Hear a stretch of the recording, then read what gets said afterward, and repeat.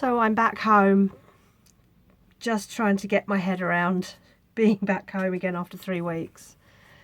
I couldn't imagine being back home and then suddenly I'm back home and here we are. I came back with a lot more stuff than I went out with. So I've been pressing a lot of flowers. I was making things out of things that I had taken down, but also jars and cans of things which I acquired while I was away. So I've come back with extra stuff. Something else I came back with that was extra that I wasn't expecting was a bedside table. And here is the bedside table. A friend of my friend who I meet up whenever I come down, she upcycles furniture. And she has a really great unique style when she does hers, and when I come down we often compare notes on how the market is going in terms of work and things like that. And she's seen a massive downturn in business over the last year with the way things have been. So it's a safety in numbers thing, because when you hear about how other people are experiencing the same things as you, it does help you to realise that, you know, not everything is in your control. Anyway, so she had this piece of furniture. She picked it up as part of a set. The other two pieces had been upcycled and had been sold, but she never really got her head around this particular one, didn't really like it. It's not the sort of type of furniture that she normally does. She normally does big chests of drawers and things like that. So she said she can have it to practice on, because I was talking to her about doing some decoupage furniture, but I wasn't sure how to approach it. I've been looking on free cycle sites for unwanted furniture. I'd looked at a few things and thought, should I, shouldn't I? And she just said, I want it gone. It's been here for 2 years. I haven't done anything with it. Take it. So I brought that home as well, which took up like half the boot in my tiny car.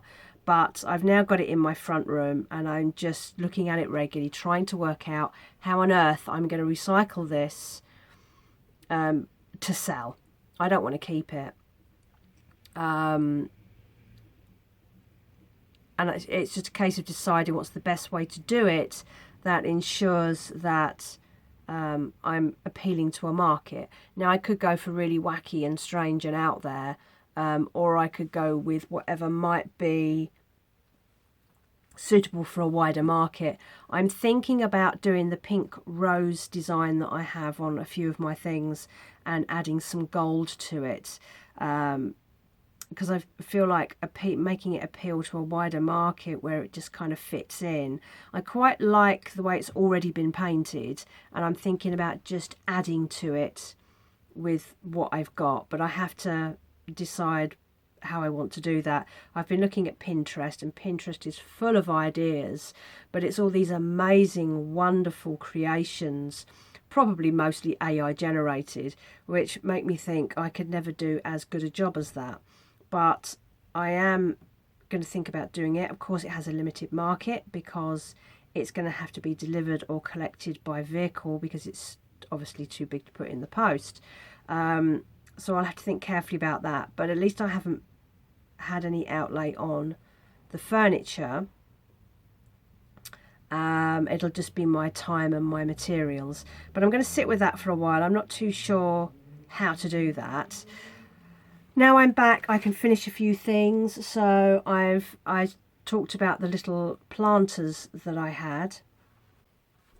I was making them out of cans, and I've made a few just as a starter.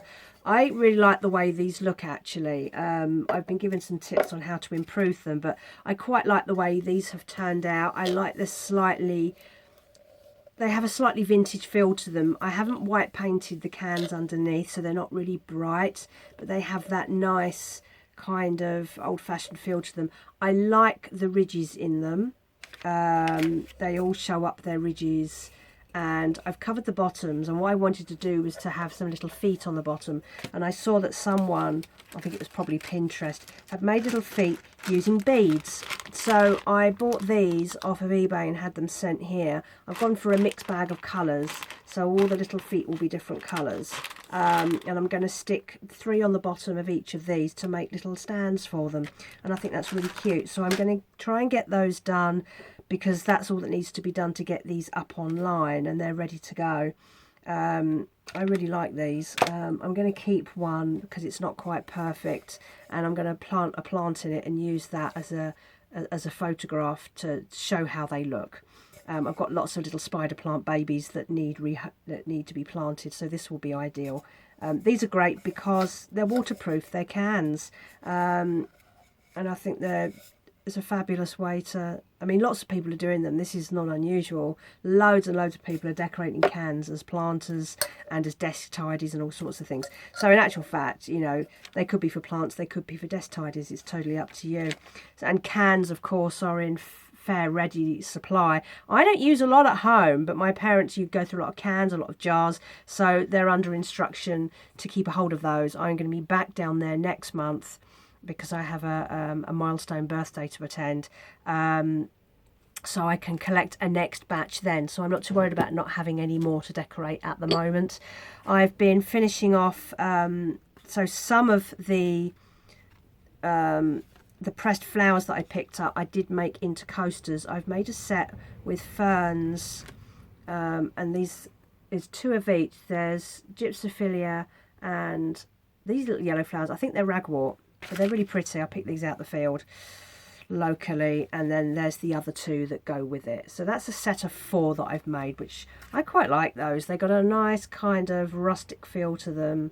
They've been varnished and whatever, and they're cork backed, so I've got to get those on. And I have lots of other coasters like these square ones and round ones, and lots of flowers and leaves which I've been pressing. Yeah, so I've got lots of that to deal with. My mum had a bunch of flowers in a vase before they went away, and the only thing that survived the trip was Gypsophilia. So that's a really nice thing to press as well. So that'll add nicely. I can't show you because they're still being pressed, but I've got ivy leaves and all sorts of cow parsley, all sorts of fantastic things that I can press onto glass and jars. I don't know whether I showed this on a previous video, but I put some pressed flowers onto the side of this jar, and that's all been lacquered in, and I've dusted it with a coat of metallic paint, so it's got a slightly green sheen to the glass now, which was one of the ones that I bought when I was at Poundland when I was down at my parents', and I really like that. It's got little fern leaves and little flowers out my mum's garden, and I think that's rather cute. So that's quite a cute little jar. You could use that for anything you liked, really. It would be, you could put the candle in it, you could put LEDs in it, you could put things in it. It'll be great as like a little desk tidy if you want to put bits and bobs in. So there's all that sort of thing.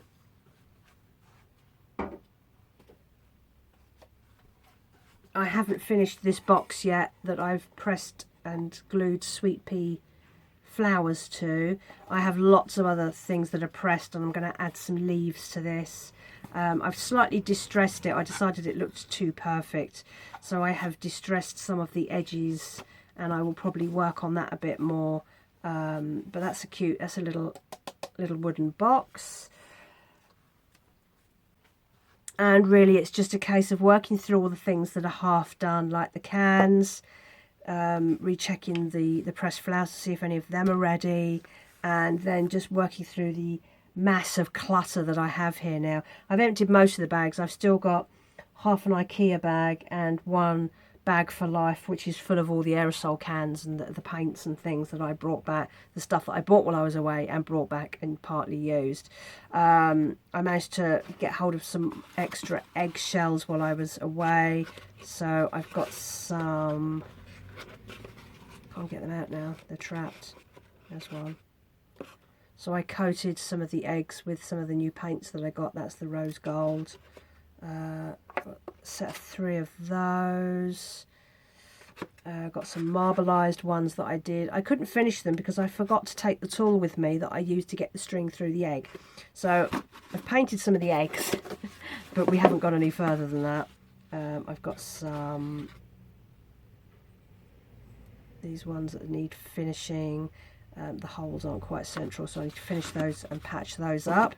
And to go with those, I bought some, God knows where I've put them. Where have they gone? I bought some little bead caps. They show up on here to go over the top of the holes where I make the eggs and the bottoms, just to tidy up where those holes are. So I got a load of those. Those got delivered while I was away as well. So I have all the materials I need. I just need to go and buy another couple of cans of the chalk, the white chalk paint, which is good as a masking layer.